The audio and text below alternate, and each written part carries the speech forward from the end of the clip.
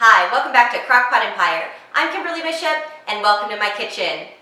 Today we're going to be making one of my favorite soups ever, tomato basil, and we're going to use Nordstrom Cafe's recipe. I just love their tomato basil soup, and I always look forward to it when I go shopping there. And so I recreated it at home in the Crock-Pot Express multi-cooker on pressure cooker mode and slow cooker mode.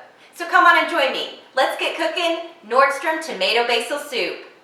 We're going to start by adding 1/3 cup of EVOO into our inner pot. Then we'll press the brown saute button and start. And once that olive oil heats up, we're going to add 5 carrots that have been washed, peeled, and chopped, 1 large yellow onion that has also been chopped, a tablespoon of dried basil, and then we're just going to mix this together really well and saute the vegetables until they are softened, about 5 to 8 minutes. Now we're going to press the stop button so that we turn off the heat on the saute mode. And to our sauteed carrots and onions, we'll add 1 can of chicken broth, 1 to 2 teaspoons of salt, and a teaspoon of pepper. And the star of the show for this recipe is definitely the tomatoes. San Marzano whole Italian style tomatoes in puree. We're going to use 3 cans, 28 ounces each, and we'll just pour those right in. Now we're going to add 2 cups of heavy whipping cream. And now we'll just mix all of our ingredients together until it's well combined.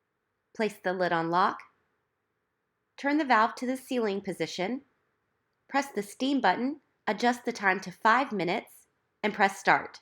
To slow cook, make sure your valve is set to sealing, press the slow cook button, and start. And if you want to cook it low and slow, press the slow cook button, temp adjust, it will auto-populate to 8 hours, and press start. Do an immediate pressure release. When the pin drops, open the lid, and it's time to blend our tomato soup together. And now using our handheld immersion blender, we're just going to stick that right into the pot and puree those tomatoes until our soup is smooth and creamy.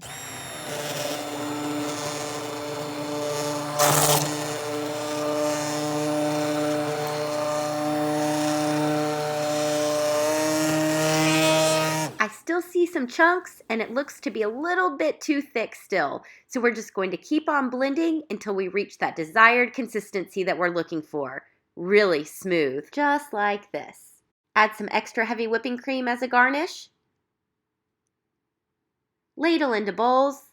And if you're feeling fancy, add some fresh basil leaves for garnish. If you like this video, please make sure to go give it a big thumbs up.